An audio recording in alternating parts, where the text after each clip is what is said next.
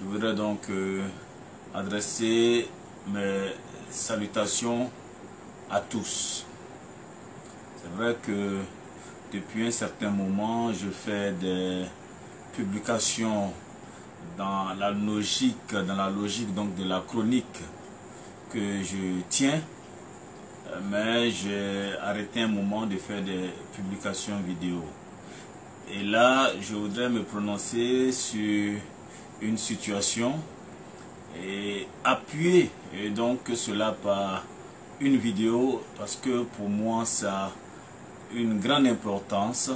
C'est une grande importance donc pour le pays, et il s'agit même des fondements de notre État, de notre pays qui, n'est-ce pas, sont en cause. Vous savez, dans un pays, j'ai parlé de fondements, et les fondements d'un pays, les piliers d'un pays, c'est l'exécutif, le pouvoir exécutif, c'est le pouvoir parlementaire à travers l'Assemblée nationale, mais c'est aussi la justice. L'exécutif agit. L'exécutif change les vies par les actions du gouvernement, les décisions du président de la République. Mais l'exécutif ne peut agir que dans un cadre encadré par la loi. C'est pourquoi il y a l'Assemblée nationale, qui est une instance indépendante de l'exécutif, qui, n'est-ce pas, valide et qui, n'est-ce pas, crée des lois. Et le pouvoir exécutif lui-même, il agit de manière encadrée par la loi. C'est pourquoi on dit que les parlementaires, les députés sont importants pour un pays, parce que tout ce qui se fait par le pouvoir exécutif, n'est-ce pas, est appuyé sur la loi qui le permet. À côté donc de ces deux pouvoirs, il y a le pouvoir de la justice, le judiciaire. Et c'est le judiciaire qui permet, n'est-ce pas, de rendre justice, de protéger les citoyens et, n'est-ce pas, de faire en sorte que l'anarchie ne s'instaure pas et ne s'installe pas dans le pays. Et quand les citoyens sont abusés dans leurs droits, c'est le judiciaire qui intervient pour recadrer les choses avec les lois qui existent dans le pays. Voyez-vous, quand des individus, par leur posture, leur pouvoir ou leur force, abusent d'autres individus ou qui s'approprient des choses qui appartiennent à la collectivité, c'est la justice, n'est-ce pas, qui tranche, et force revient à la loi par le biais des juges. Et donc, ce pouvoir de la justice est, avec le Parlement et l'exécutif, l'un des trépieds sur lequel est appuyée la nation. Quand l'un des trépieds est en faillite, c'est la nation elle-même qui est menacée, c'est l'État lui-même qui est menacé dans ses fondements, dans son existence. Et toutes ces instances, ces institutions-là doivent avoir une légitimité. La légitimité par les urnes, pour le pouvoir exécutif, les députés donc qui sont aussi élus, et le pouvoir judiciaire qui est supposé être composé de personnes d'une certaine moralité, de personnes qui peuvent, n'est-ce pas, s'élever au-dessus des contingences et du politique pour trancher dans le sens de la loi. Et donc, quand il y a des vols de deniers publics, quand il y a des violences, quand il y a des abus de pouvoir, c'est la justice qui tranche, soit parce que le citoyen qui estime être victime d'injustice porte plainte, soit par autosaisine du procureur de la République qui défend les intérêts de la collectivité, du pays et des citoyens. Voilà comment ces institutions qui fondent la République fonctionnent. Et donc ce sont des institutions qui doivent être solides, crédibles et légitimes. Je le dis pourquoi? Pour deux raisons qui, pour moi, sont des défis de la justice et ça nous permettra de savoir si notre justice est vraiment indépendante, n'est-ce pas, à sa raison d'être. L'une des premières choses sur lesquelles je voudrais me prononcer, c'est une plainte pour diffamation que j'ai déposée au tribunal, au commissariat du premier arrondissement et appuyée par, n'est-ce pas, une plainte au niveau des structures anti-criminalité, anti-cybercriminalité, je pense que c'est PLLCC, en tout cas la direction des traces et autres.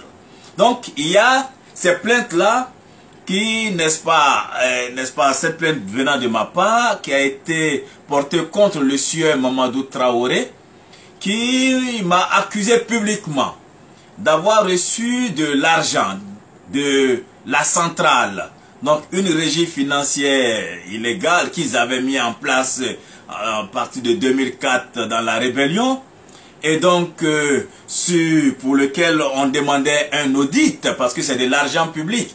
Quand vous recueillez de l'argent public, il faut que ça puisse servir à la collectivité. Et cet argent-là doit être mis dans les caisses du trésor public. Et donc ça n'a pas été fait, on a demandé le bilan. S'il n'y a pas de bilan et que ça a été utilisé à des fins personnelles ou pour faire des cadeaux à des amis, on appelle cela vol de deniers publics, c'est un crime économique.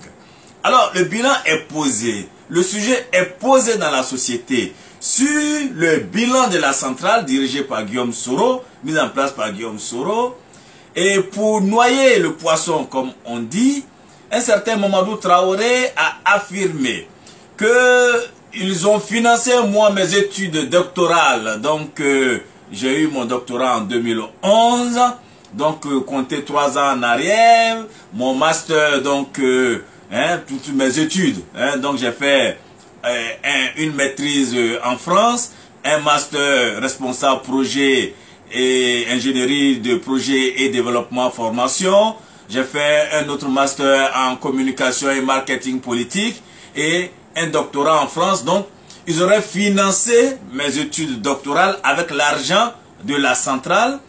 Il affirme que ils ont payé mes billets d'avion avec l'argent de la centrale, mes multiples voyages que je faisais selon eux des zones CNO vers l'Europe avec l'argent de la centrale, et qu'ils ont entretenu mes parents lorsque j'étais en exil avec l'argent de la centrale. Donc ce sont des mensonges, ce sont des propos graves, ce sont des propos diffamatoires qui portent atteinte à mon honneur, à mon honorabilité, et qui, n'est-ce pas, sont de nature à faire une contre-publicité à la structure, le CPR, Congrès panafricain pour le renouveau, que je dirige, parce que moi, je n'ai jamais eu de billet d'avion payé par la centrale, et donc je l'ai convoqué devant la justice. Pourquoi? Parce que dans un pays, il ne faut pas se rendre justice. Quelqu'un m'a sali. Quelqu'un a porté atteinte à mon honneur. Quelqu'un m'a diffamé. Il a menti sur ma personne. J'aurais pu me lever pour dire, bon, il s'appelle comment? Mamadou Traoré. Bon, les gars, on fait un mouvement là-bas. Il va nous dire où il m'a vu recevoir de l'argent de la centrale et autres. On aurait pu régler ça de manière barbare et sauvage. Voyez-vous? Mais ça instaure dans le pays l'anarchie. Parce que, bon, toi tu règles pour toi comme ça, un autre règle pour lui comme ça, et finalement la justice n'a plus son sens. Et donc, pour ne pas tomber dans l'anarchie, la barbarie, un état de jungle, c'est pourquoi lorsque on est diffamé, on confie à la justice le rôle de rétablir, n'est-ce pas, l'individu que nous sommes dans sa dignité. Et donc, la justice est saisie. Et donc, pour nous, sur ce sujet-là, la justice a été saisie, le procureur a été saisi, parce qu'on ne veut pas rentrer dans un cycle de violence, dans un cycle de règlement de comptes qui va saper même les fondements de l'État de Côte d'Ivoire, si chacun doit se rendre justice. Et donc nous avons confié à la justice, n'est-ce pas, cette mission de nous rétablir dans notre dignité et dans nos droits. Moi je suis celui-là qui critique. Je suis celui-là même qui fait souvent, qui expose l'état de mes adversaires politiques. Mais je ne diffame jamais. Et je dis très souvent à mes adversaires, celui qui n'est pas d'accord avec ce que je dis, je lui donne le droit. Il a le droit de me traduire devant les tribunaux pour qu'on s'explique. Quand moi j'accuse Soro, mais j'amène Soro à aller devant les tribunaux pour qu'on explique les faits. Quand je dis il y a eu Godé Moussa Barbu qui a été tué et que Soro en tant que chef de la rébellion a permis et qu'aujourd'hui le corps de Godé Moussa Barbu est, n'est-ce pas, ses parents n'ont pas pu faire leur deuil. Idem pour Morel Koné dont j'ai vu l'un des enfants quand je suis parti récemment à Yamoussoukro. Bah, voyez-vous, ce sont des faits. C'est une manière pour moi-même de tirer ces personnes vers un procès. C'est pourquoi je leur dis, je vous mets au défi. Quand j'affirme des choses sur Blé Goudé, je mets au défi. Voyez-vous, donc je suis prêt à aller devant le tribunal, à aller faire ressortir ces faits-là, pour que la vérité soit sûre. C'est pourquoi moi j'accuse, c'est pour tirer ces gens qui fuient la justice vers la justice. Mais ils ont compris, c'est pourquoi ils ne répondent pas. C'est pourquoi Soro, il est très intelligent, il ne va pas rentrer dans ce débat sur ses crimes parce qu'il fuit la justice et je suis en train de le tirer d'une certaine façon vers les tribunaux pour le faire, les procès qu'il refuse de faire. Donc il est très malin, il ne peut pas répondre. Alors quand quelqu'un veut m'attaquer, attaquez-moi sur la vérité. Attaquez-moi sur des faits pour lesquels je ne peux pas vous traduire devant les tribunaux. Mais si vous mentez, je vous amène en prison. Il y a une loi sur la presse, ça a été voté par les Lobognon et autres. C'est eux qui ont voté la loi sur les publications et autres. Et donc quand vous gérez une page, vous avez le statut de directeur de publication de votre page. Et donc vous êtes frappé par cette loi. Et donc j'ai traduit M. Traoré Mamadou devant les tribunaux par le biais donc de la police nationale de Côte d'Ivoire. Il a été appelé devant moi, il a dit qu'il va venir avec ses avocats et autres. Donc il va répondre. Et nous comptons sur la justice pour régler cette affaire.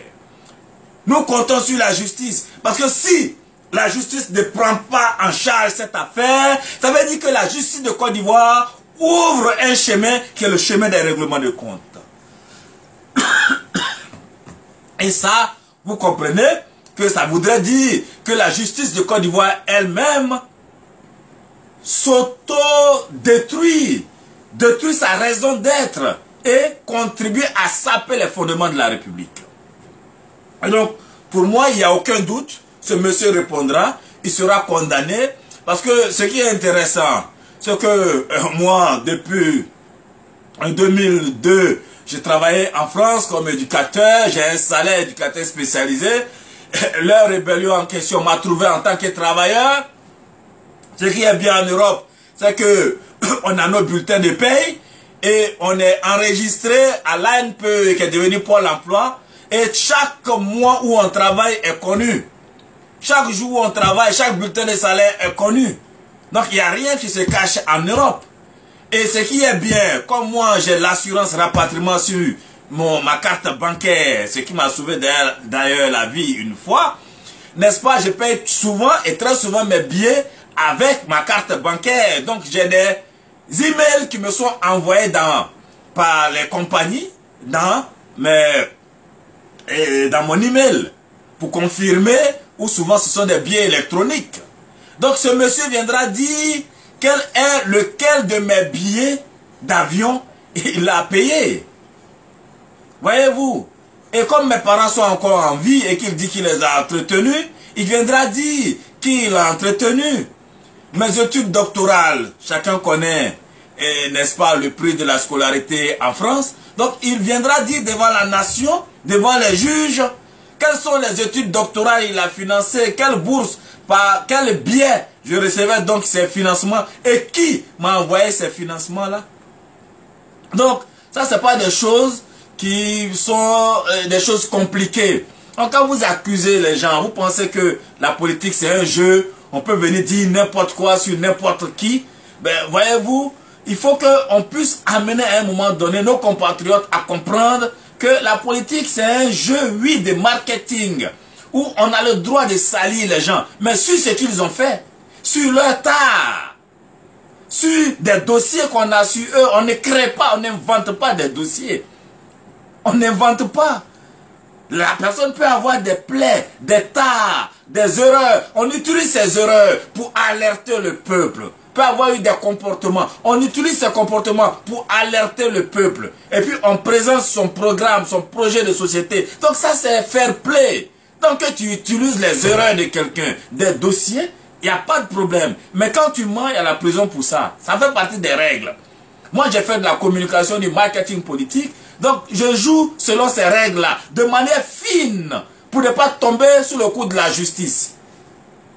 Voilà. Mais si vous voulez rentrer dans ce jeu, mais attaquez-moi avec des faits, de la vérité. Dites, il a fait ça, on a tel billet d'avion, on a tel reçu, on a telle chose. Oui, mais n'inventez pas des faits. Quand vous inventez des faits pour me salir et salir mon parti, vous allez répondre devant la justice et la justice va vous condamner. Et donc, M. Mamadou Traoré, voilà, le fait est entre les mains de la justice. Le deuxième dossier, qui est celui de la justice, encore, qui permettra aux Ivoiriens de voir s'ils peuvent faire confiance à leur justice, c'est, n'est-ce pas, les aveux récents de M. Guillaume Soro, qui dit que lorsque lui il était Premier ministre après les accords de Ouaga, il a recruté plusieurs cadres du RDR, je ne sais à la demande de qui, et que lui, il payait des salaires à ces personnes-là qui ne partaient pas au travail. Ça veut dire que c'est un aveu de création d'emplois fictifs. C'est grave. C'est-à-dire tous les Ivoiriens, pour avoir un salaire, vont au travail. Ceux qui travaillent, ceux qui ont un emploi. Et toi, tu affirmes, toi qui veux avoir des ambitions politiques, que tu as permis à des gens d'avoir des salaires alors qu'ils ne partaient pas au travail. C'est dangereux. C'est dangereux parce que tu es dangereux pour le développement du pays. Le pays se développe par le travail. Toi, tu permets à des gens d'avoir un salaire sans travailler. Ça veut dire que tu es dangereux pour le développement. Quand tu finis d'affirmer ça, ça veut dire que tu as mis une croix sur ta carrière politique. Parce qu'aucun Ivoirien, aucun citoyen lucide ne confiera son pays à un individu qui a payé des gens qui ne travaillaient pas, donc qui a contribué à créer des emplois fictifs dans le pays. Ça veut dire que cet individu-là est dangereux pour le développement. C'est un acte de malhonnêteté. C'est un aveu de trahison du peuple. C'est avec l'argent du peuple que toi tu as payé des gens qui ne partaient pas au travail. C'est grave. C'est extrêmement grave. C'est-à-dire, il y a des gens qui, dans leur logorée, dans leur délire, racontent des choses qu'ils ne savent pas que ce sont des choses graves qui peuvent se retourner contre eux-mêmes. Et voilà. Ce sont des aveux. Alors, quand il y a des aveux de ce genre, c'est un cas de flagrant délit. C'est l'individu lui-même qui avoue qu'il a participé à saper les fondements de notre nation, qui est bâtie sur la triptyque aussi, qui est l'union, la discipline et le travail. L'union parce que notre peuple il est multi-ethnique et il doit rester uni. La discipline parce qu'il faut de l'ordre, il faut lutter contre l'anarchie et on ne peut développer cette nation que par le travail, le vrai travail, pas par le travail fictif, pas par la tricherie, mais le travail dans la compétence, dans la rigueur. Mais voilà un individu qui dit que lui, il payait des gens sans que ces individus-là ne fassent le travail pour lequel il était payé. C'est vraiment dangereux, c'est malhonnête, c'est du détournement de fonds. Et la justice, à partir du moment où c'est un aveu, à partir du moment où, n'est-ce pas, c'est une situation de flagrant délit, l'individu lui-même qui s'auto-accuse, la justice doit se saisir pour que cette affaire d'emploi fictif, de détournement de fonds, d'abus de confiance du peuple, d'abus de biens sociaux, de prise d'intérêt, de prise illégale d'intérêt, soit, n'est-ce pas, clarifiée et que le coupable soit sanctionné. Il y a eu ce cas en France, ce qu'on appelle les emplois fictifs du RPR. Chirac, même après ses 2 mandats, a été condamné. Juppé a été condamné. Et donc voilà un gars, un monsieur qui avoue lui-même devant toute la nation qu'il a créé des emplois fictifs dans notre pays. Et donc la justice doit se saisir de cette affaire pour condamner l'individu et ses complices.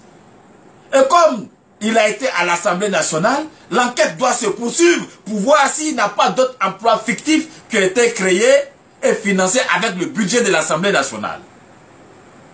Voilà.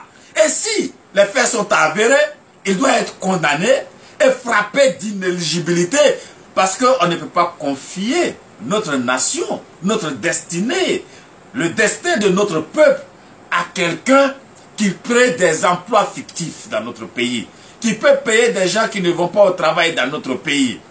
Et donc, c'est du vol en réunion de deniers publics.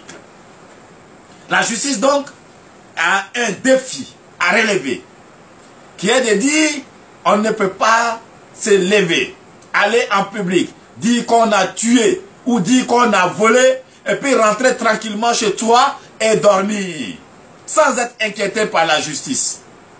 C'est que ça voudrait dire que nous sommes dans une république bananière. Ça voudrait dire que les facultés de droit de Côte d'Ivoire doivent être fermées. Ça voudrait dire que la justice elle-même n'a plus de sens. Si quelqu'un peut faire ça et puis aller dormir tranquillement chez lui. Ça peut arriver. Mais c'est des choses qu'on ne dit pas. Une fois que c'est dit, mais la personne elle-même s'est auto-accusée et la justice doit faire son travail. Donc nous demandons au procureur de la République de faire son travail. Parce que s'il ne le fait pas, ça veut dire qu'il sape les fondements, n'est-ce pas, de notre démocratie. S'il ne le fait pas, ça veut dire qu'il a cassé, n'est-ce pas, les fondements de notre démocratie et la justice, dans son rôle, n'est-ce pas, est remis en cause et sera frappé d'une crise de légitimité. Ce sera inscrit dans les annales de l'histoire de la Côte d'Ivoire, ce fait-là que nous exposons aujourd'hui comme étant une des faiblesses de notre système judiciaire et donc de notre démocratie qui n'a pas pu se prononcer sur un cas d'aveu de vol de deniers publics, d'emplois fictifs, n'est-ce pas, mis en place dans notre pays. Je voudrais donc m'arrêter là pour aujourd'hui, pour dire à nos juges, pour dire à notre pouvoir judiciaire qu'il est mis devant une situation de défi. Il y a une défiance de la part de ces individus qui pensent qu'ils peuvent insulter et la justice ne fera rien, qui pensent qu'ils peuvent diffamer et la justice ne fera rien, qui pensent qu'ils peuvent venir avouer publiquement qu'ils ont volé l'argent du peuple de Côte d'Ivoire et la justice ne fera rien. Et donc, notre justice doit prouver au peuple de Côte d'Ivoire qu'il a une raison d'exister. Et cette raison d'exister, c'est, n'est-ce pas, de rétablir justice pour le peuple. C'est de l'argent public, c'est du denier public, c'est de l'argent du contribuable qui a été utilisé. Il faut que la justice, n'est-ce pas, puisse prouver aux Ivoiriens qu'elle a sa raison d'exister. Je voudrais vous remercier et la balle est dans le camp du procureur de la République. Excellente journée à vous. Merci.